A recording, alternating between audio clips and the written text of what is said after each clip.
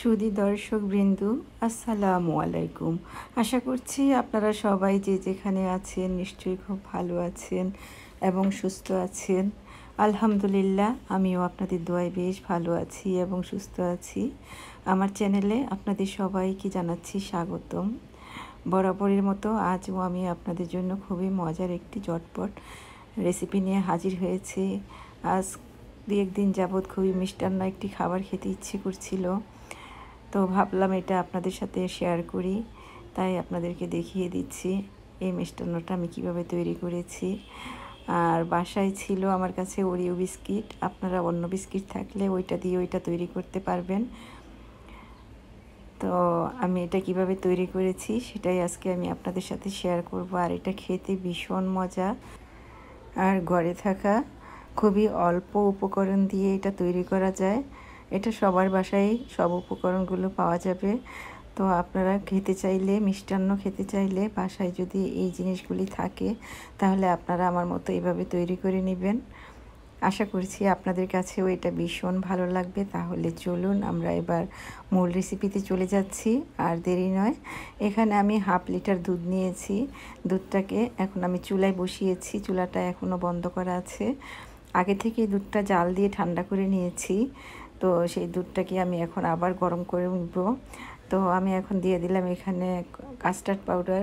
তো আমি এখানে 2 টেবিল স্পুন কাস্টার্ড পাউডার দিয়েছি, কারণ আমি দুধ নিয়েছি হাফ লিটার, তাই এখানে আর বেশি কাস্টার্ড পাউডার দিব না, এতটুকুতেই হয়ে যাবে। আর এই হাফ লিটার দুধটাকে কিন্তু আমি আগে থেকেই জাল দিয়ে একটু ঘন করে নিয়েছিলাম। তো এখন আমি এখানে দিয়ে দিচ্ছি চিনিটা। আমি এখানে 3 টেবিল স্পুন চিনি দিয়ে দিচ্ছি। আপনারা আপনাদের স্বাদ মতো মিষ্টিটা দিয়ে নেবেন। তো চিনি আমার দেয়া হয়ে গিয়েছে। তো এবার আমি এটাকে নাড়াচাড়া করে চিনিটা মিশিয়ে নিব।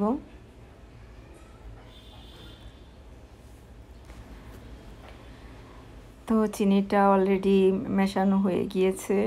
এই পর্যায়ে আমি এখানে দিয়ে দিব একটু এলাচের গুঁড়া। আপনাদের কাছে যদি এলাচের গুঁড়াটা না থাকে তাহলে আপনারা আস্ত এলাচটার মুখটা ফাটিয়ে দিয়ে দিবেন, তাহলে এতে করে এখান থেকে খুব সুন্দর একটা সুঘ্রাণ বেরোবে। এলাচের ফ্লেভারটা কিন্তু খুবই সুন্দর। তো আমি এখানে এলাচের গুঁড়াটাও মিশিয়ে নিয়েছি, আপনারা দেখতেই পাচ্ছেন। তো এটা আমার মেশানো হয়ে গিয়েছে। তারপর এখানে আমি দিয়ে দিব এখন একদম 1 চিমটির মতো লবণ।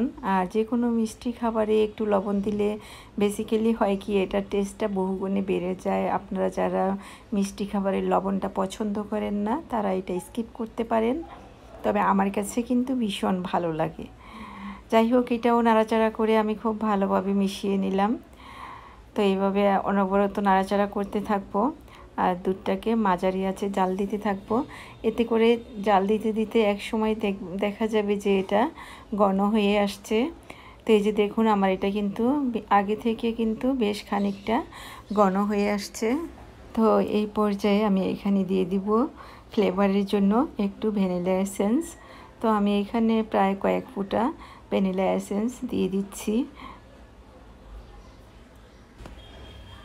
আর আমি এই দুধটা যখন জাল দিয়েছিলাম তখন এটার মধ্যে কিন্তু আমি 2 টেবিল স্পুনের মতো আপনার কনডেন্স মিল্ক দিয়েছিলাম। এতে করে এটার টেস্টটা বহুগুণে বেড়ে যাবে, তাই আমি কনডেন্স মিল্ক দিয়েছি। আপনারা চাইলে এখানে গুঁড়া দুধ দিতে পারেন, তাতে কিন্তু ভীষণ ভালো লাগবে।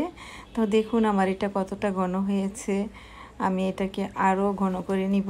তো ততক্ষণ পর্যন্ত আপনাদের সাথে কিছু কথা বলে নিচ্ছি। যারা ইতিমধ্যে আমার চ্যানেলটিকে সাবস্ক্রাইব করে নিয়েছেন তাদের সবাইকে জানাচ্ছি অসংখ্য ধন্যবাদ। দেখুন আমি এখানে দিয়ে দিলাম কাঠবাদাম এবং পেস্তা বাদাম আর কিশমিশ আমি এখানে দিয়ে দিলাম। আমি বাদামগুলোকে ছোট ছোট টুকরো করে কেটে নিয়েছিলাম আর সেগুলো গিয়ে বেজে রেখেছিলাম, সেই বাদামগুলো আমি এখানে দিয়ে দিলাম। আর যারা নতুন এখনও আমার চ্যানেলটিকে সাবস্ক্রাইব করেননি তাদেরকে অনুরোধ করব, আপনারা আমার চ্যানেলে গিয়ে নিচে সাবস্ক্রাইব লেখাটি ক্লিক করে দিন আর পাশে থাকা ঘন্টাটি ক্লিক করে দিন। আর যখনই আমি নতুন নতুন সুন্দর সুন্দর ভিডিও আপলোড দিব তখনই আপনাদের কাছে নোটিফিকেশান পৌঁছে যাবে। দেখবেন আপনারা সবাই তখন আমার রেসিপিটি সবার আগে দেখতে পারবেন। দেখুন বন্ধুরা, আমার এটা কিন্তু বেশ ঘন হয়ে এসেছে। এই যে দেখুন, প্যানের সাইডে কিন্তু একদম লেগে গিয়েছে। তো চামচের সাহায্যে এটাকে আমি আলতোভাবে উঠিয়ে নিব। আর এই পর্যায়ে চুলার আঁচটাও একটু কমিয়ে দিতে হবে, যাতে করে নিচে তলানিতে লেগে না যায়। তো আমার এটা হয়ে গিয়েছে, আমি এখন এটাকে নামিয়ে নিব। এর চেয়ে বেশি আর ঘন করব না। আর এটা ঠান্ডা হলে এমনিতেই এটা বেশ ঘন হয়ে যাবে। তো এই যে দেখুন, এটা নামিয়ে নিচ্ছি। আর এখানে একটি প্লেটের উপর আমি দুটো কাপ নিয়েছি, যেই কাপের মধ্যে পরিবেশন করা যাবে এমন একটি কাপ নিয়েছি। আর আপনারা যে পিরিজের মধ্যে বা কাপের বাটির মধ্যে যেটার মধ্যে নিতে চান, যেটার মধ্যে পরিবেশন করবেন সেটার মধ্যে নিয়ে নেবেন।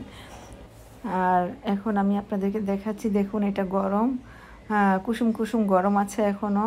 তো গরম থাকা অবস্থাতেই কিন্তু এটা আমি কাপের মধ্যে নিয়ে নিচ্ছি, কারণ ঠান্ডা হয়ে গেলে কিন্তু এটা জমে যাবে। তাই গরম থাকা অবস্থাতে আমি এটাকে প্রথমে একটু নিয়ে নিয়েছি, তারপর একটা ওরিও বিস্কিট নিয়েছি। এই বিস্কিটটাকে আমি ভেঙে, এখানে দুটো বিস্কিট দুটোর মধ্যে ভেঙে দিয়ে দিলাম। আপনারা চাইলে আরও একটু ছোট করে ভেঙে নিতে পারেন, আমি একটু 2 টুকরো করে ভেঙে নিয়েছি। তারপর উপর থেকে আবার এই মিষ্টান্নটা দিয়ে দিচ্ছি এখানে, দিয়ে তারপর উপর থেকে আবার বিস্কিট ভেঙে দিব। তো এইভাবে আপনারা যতটা লেয়ার দিতে পারেন ততটাই সুন্দর হবে, খেতে ভালো লাগবে। তো যেহেতু আমার কাপগুলো ছোট, তাই আমি দুটো লেয়ার এখানে দিয়ে দিলাম। দিয়ে তারপর আমি উপরটা এইভাবে আবার ভরাট করে দিলাম। তো এবার আগে থেকে কেটে রাখা চেরি ফল দিয়ে আমি উপরটা সাজিয়ে দিচ্ছি। তারপর দিয়ে দিচ্ছি বাদাম কুচি। তো এগুলো দেওয়া হয়ে গেলে এবার আমি এখানে বিস্কিট নিব। এই যে দেখুন, বিস্কিটগুলো আমি ভেঙে তারপরে একটু ছোট ছোট গুঁড়ো করে আমি উপরে সাজিয়ে দিব। তো বন্ধুরা, এতক্ষণ কষ্ট করে আমার সাথে থাকার জন্য, আমার রেসিপিটি দেখার জন্য আপনাদের সবাইকে জানাচ্ছি অসংখ্য ধন্যবাদ। দেখুন এটা দেখতে কি সুন্দর হয়েছে। এবার আমি এটাকে ঠান্ডা করে তারপর ফ্রিজে রেখে দিব আধা ঘন্টা বা 1 ঘন্টার মতো। তারপর নামিয়ে আপনারা পরিবেশন করতে পারেন বা আপনারা নিজেরাও খেতে পারেন। একদম ঠান্ডা ঠান্ডা প্রাণ জুড়িয়ে যাবে, এটা খুবই মজা। আর বাকি অবশিষ্ট যেটুকু ছিল সেটাকে আমি এই কাপের মধ্যে, আইসক্রিমের কাপে নিয়েছি। আর উপরে দিয়ে দিয়েছি একটু কোকো পাউডার আর বিস্কিটের গুঁড়া। আবার নতুন কোনো রেসিপি নিয়ে আপনাদের সামনে হাজির হয়ে যাব। তো আজ এ পর্যন্তই। আল্লাহ হাফেজ।